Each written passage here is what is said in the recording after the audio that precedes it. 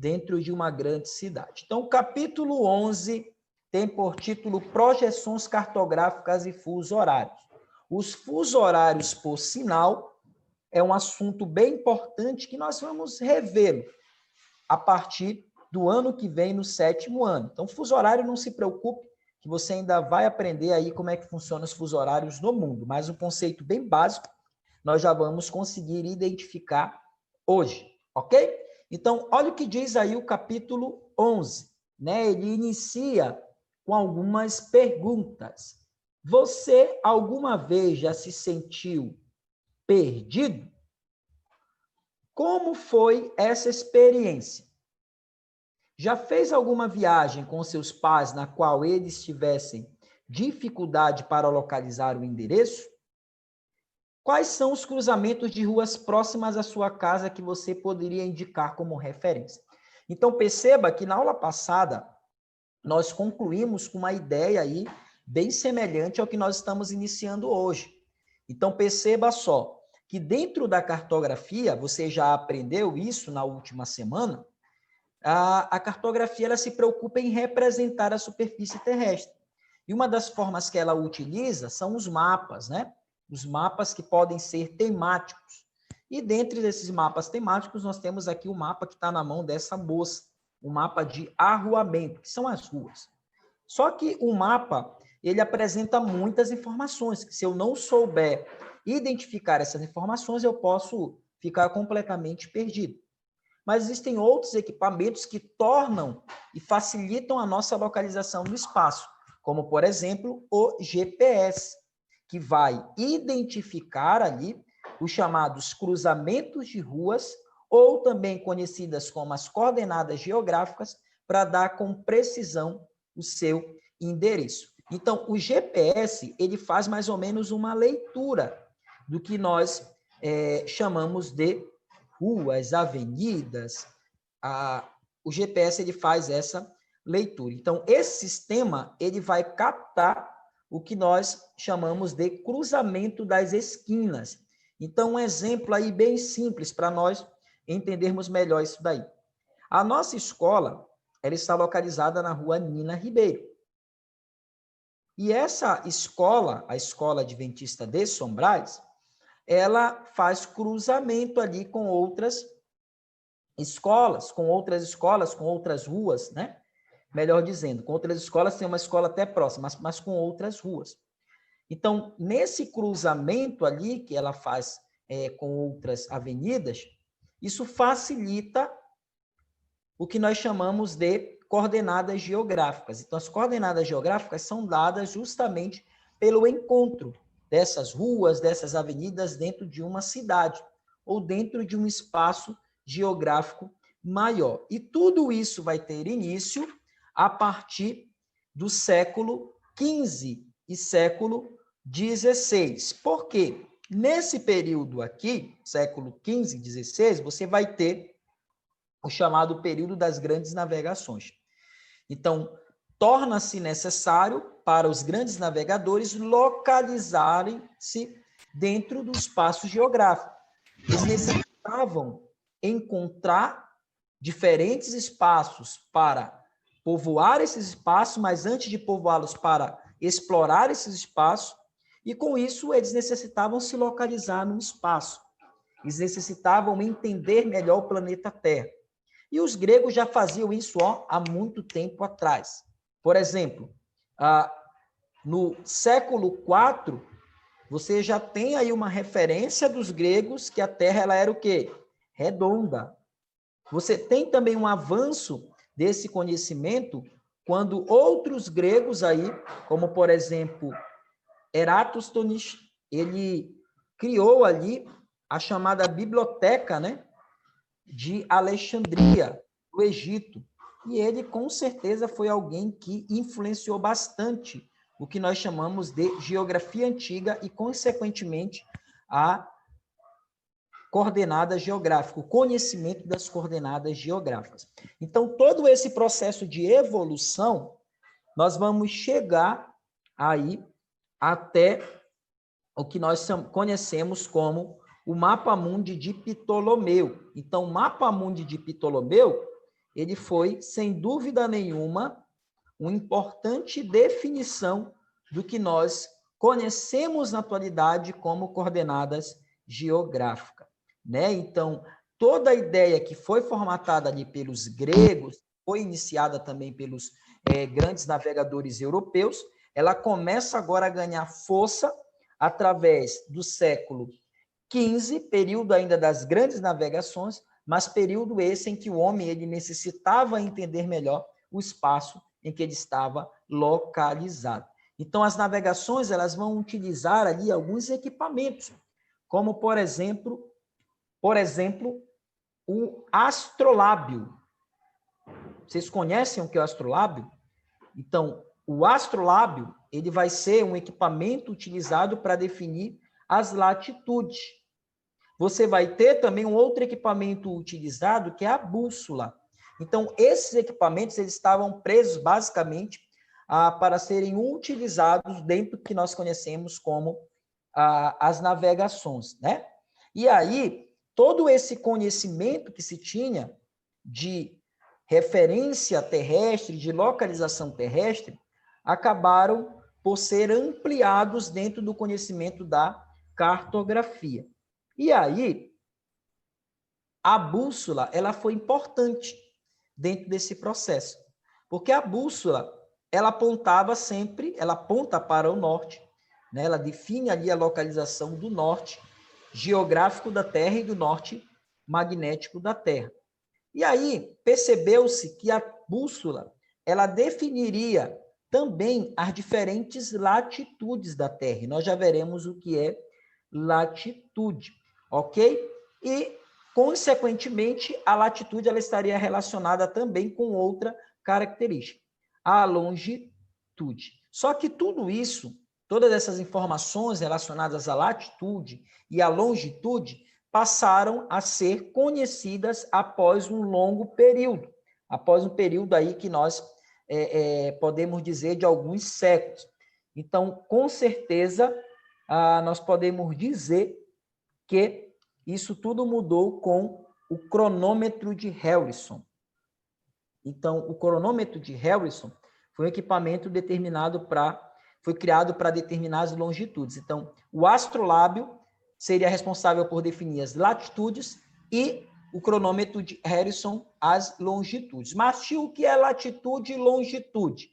Veja aqui comigo.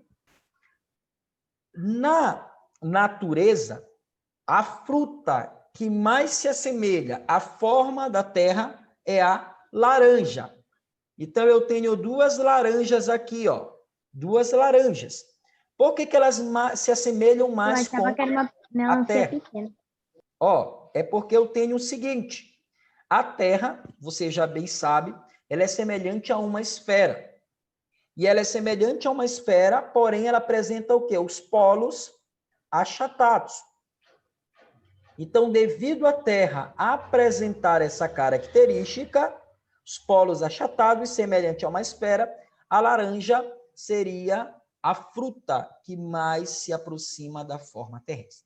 Então, para nós aprendermos aqui o que são paralelos e meridianos, nós vamos fazer a utilização de duas laranjas. Primeiro, você deve lembrar, recordar comigo, que a Terra ela faz dois movimentos importantes, ok? O primeiro movimento ela faz em torno do seu eixo, ela fica girando assim, ó. Imagina aqui que meus dedos são o eixo da Terra. E ela gira assim mesmo, como eu estou girando, tá? Inclinado, ó. Presta atenção, ó. Inclinado, ok? E também, além de outro movimento importante, que ela realiza em torno do Sol. Imagina que o Sol é minha cabeça, ó. A Terra está realizando o movimento em torno do Sol. Esse movimento em torno do Sol é o movimento de translação. O movimento que ela fez inicialmente em torno do seu eixo é o movimento de rotação.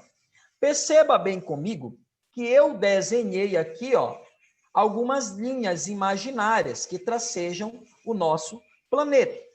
Pois bem, levando-se em consideração que a Terra ela realiza movimentos de rotação e de translação, esses movimentos eles vão ser determinantes para influenciar nas diferentes temperaturas, climas e também vegetações existentes em nosso planeta.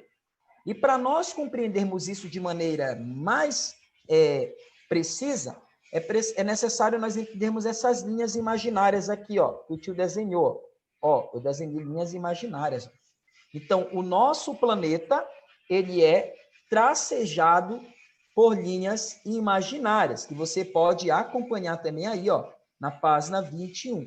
Então, essas linhas imaginárias, elas tracejam o nosso planeta na horizontal, como você pode observar aqui na imagem número 1, e na laranja que está na minha mão, e essas linhas são chamadas de paralelos, ou também eu posso ter linhas imaginárias tracejando a Terra na vertical, que você consegue ver também na imagem número 2, aí na página 21, e essa é a imagem da segunda laranja que eu tenho na minha mão, ok?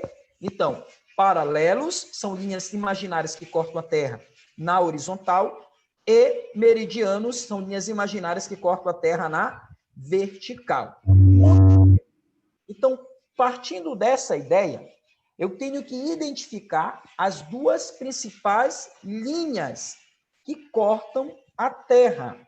E é esse o termo que você vai usar. Cortam ou tracejam a Terra. É claro que são linhas imaginárias, ok?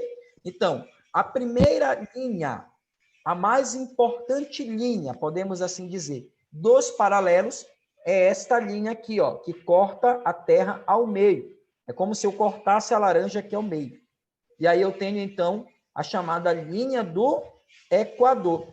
Então, a minha linha do Equador é a linha que vai dividir o hemisfério terrestre em norte e hemisfério sul.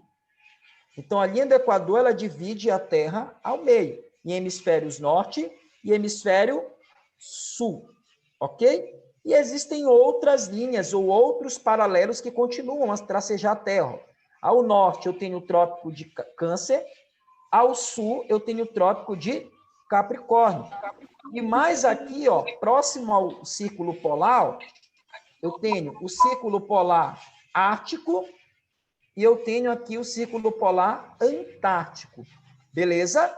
Então, a minha laranja, que tem a forma da Terra, apresenta aqui os paralelos. A linha do Equador, que divide a Terra em hemisfério norte e hemisfério sul, os trópicos de Câncer ao norte, o trópico de Capricórnio ao sul, a linha, o Círculo Polar Ártico e o Círculo Polar Antártico.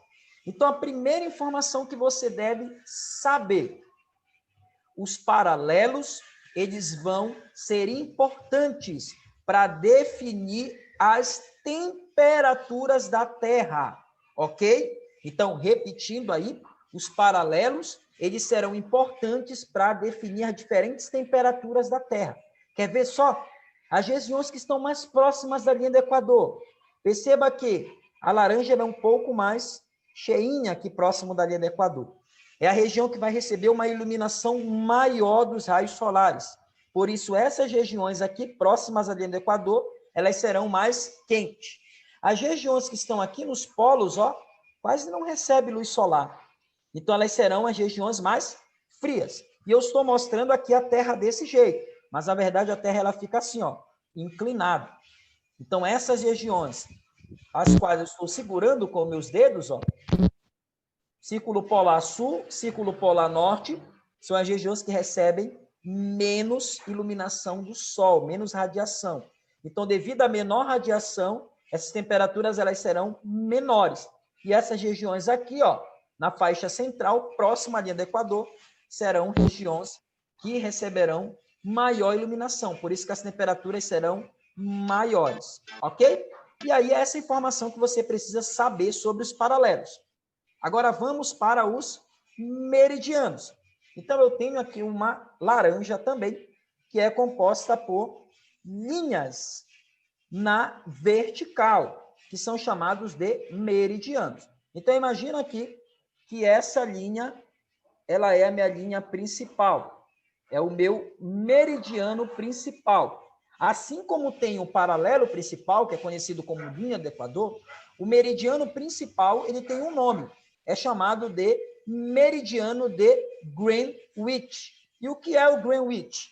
Greenwich é um pequeno distrito localizado próximo à cidade inglesa de Londres, em que foi identificado ali o primeiro meridiano da Terra, né? Que nem sempre, para você ter uma ideia, ali foi aceito por todos os países. Então, os países não aceitavam ali que o principal meridiano estaria em Greenwich. Porém, isso foi aceito, isso foi só passou a fazer parte realmente das resoluções internacionais a partir de 1884, a partir de um acordo, né? Então, foi estabelecido ali que o distrito de Greenwich, que é uma cidadezinha próxima a Londres, teria, sim, o meridiano principal da Terra. E, por sinal, existe ali um lindo observatório real. Lá nesse observatório, existe ali uma linha que passa ali no chão do observatório, dividindo ali o que nós chamamos de fusos horários dos países, perdão. Então, os diferentes fusos horários, eles seriam determinados pelos chamados meridianos, mas nós já veremos essa informação. Então, de acordo com essa divisão dos meridianos, na imagem número 2 aqui, da página 21, você tem essa imagenzinha aqui, ó, de uma laranja tracejada por linhas imaginárias, ok? Linhas bem interessantes aí que estão na vertical. Então, qual seria a importância dessas linhas? Essas linhas seriam diferentes horários do mundo, ou também como nós chamamos de fuso horários. Então, imagina só que aqui você tem o meridiano de Greenwich, tá? Eu estou passando meu dedo aqui, ó, o meridiano de Greenwich. Esse meridiano, ele é o marco zero dos meridianos. Então, o meridiano, eles são medidos em graus. Então, existem 12 meridianos na Terra. Tio, como que o senhor pode afirmar isso? Porque existem 12, realmente. Se você conferir no mapa mundi, você vai verificar que são 12. Tá, muito bem. E por que são 12, tio? Tranquilo, são 12, mas qual é a distância entre eles? Existe uma distância, ó, entre os meridianos, ó. Essa distância é de 30 graus. Por que eu sei que é de 30 graus? Porque, basicamente, foi levado-se em consideração que a Terra é semelhante a uma esfera.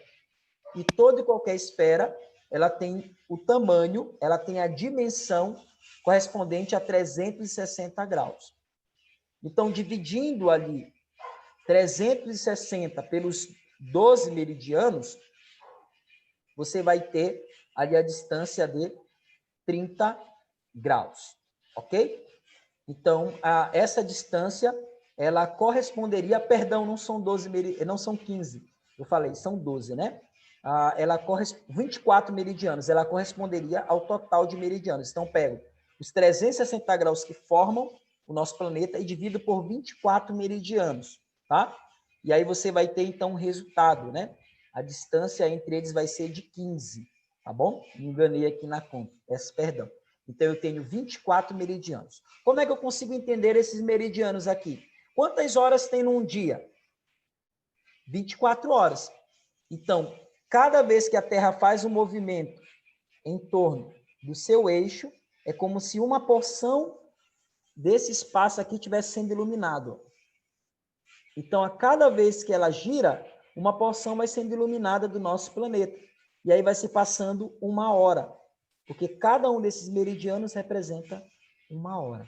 Então, cada porção que vai sendo iluminada, eu vou tendo uma hora passando. E nós temos, então, quantas horas no dia? 24. Então, quando se passam todos os 24 meridianos, já se passou um dia. A Terra já completou o seu movimento de rotação, que é de um dia, de 24 horas. Então, eu teria aí, basicamente, uma informação importante. Eu teria a ideia que nós concebemos aí como os paralelos e os meridianos. E aí nós chegamos, então, ao que nós chamamos de latitude e longitude. Então, as latitudes vai ser algo bem simples, ó. As latitudes vai ser a distância de qualquer ponto desse globo aqui, que você visualiza na página 21, para a linha do Equador, que é o principal paralelo da Terra. Então, ó, é como se eu tivesse aqui a laranja, e eu pegasse e vou identificar um ponto aqui na laranja. Eu quero identificar esse ponto aqui. Então, a distância desse ponto para a minha linha do Equador, eu chamo de latitude. Então, a distância desse ponto para a linha do Equador, eu chamo de latitude. Então, basicamente, vai ser isso. E a longitude? Vai ser a distância de qualquer ponto da Terra, ó, para o meu meridiano de Greenwich. Então, está aqui o meridiano, tá? Então, a distância de qualquer ponto da Terra para o meu meridiano, eu tenho, então, a minha longitude. E aí, nós temos uma importante informação. A Terra, ela apresenta, então, linhas na horizontal, que são os paralelos, e linhas na vertical, que são os meridianos. Só que se eu unir essas linhas, eu vou ter, então, a formação do que nós chamamos de coordenadas. Então, as coordenadas elas vão ser formadas pelo encontro dessas linhas. Imagina aí que eu tenho, então, linhas tracejando o planeta Terra na horizontal e na vertical. Então, o encontro dessas linhas aqui, ó. Olha aqui.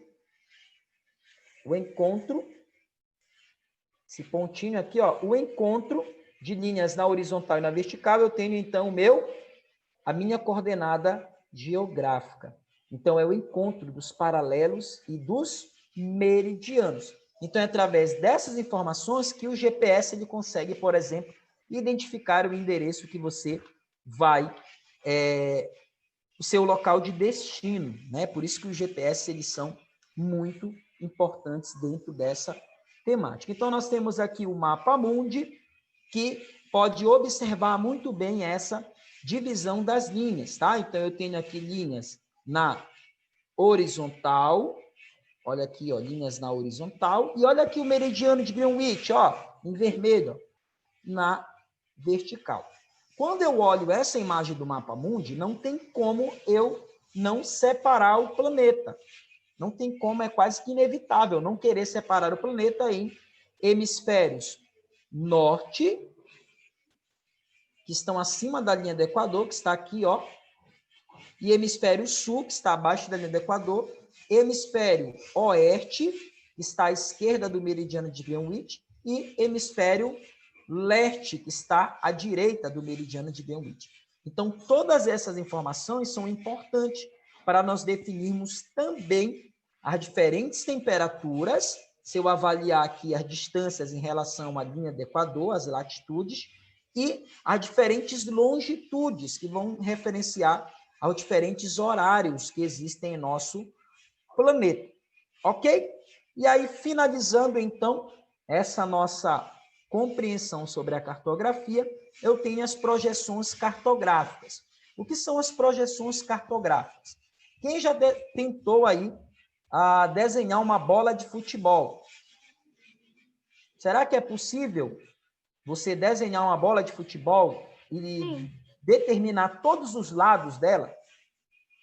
Todos os lados? Acho que sim. Será que sim? Olha aqui, a imagem da página 24 tem uma bola de futebol, tá? Então, devido a ela ser esférica, num plano, numa superfície plana, como nós estamos vendo aí no livro de vocês e aqui na projeção, você vai perceber que é impossível, tá? Eu desenhar ela toda. Eu posso desenhar aqui a frente dela, está essa face que está aqui de frente. Mas o que tem lá atrás? Será que não tem um nome escrito? Tipo assim, FIFA, Adidas, Nike? Porque eu estou desenhando só uma parte da bola. Mas existe uma outra parte que está para trás. Então, a cartografia, ela tenta justamente representar a superfície terrestre.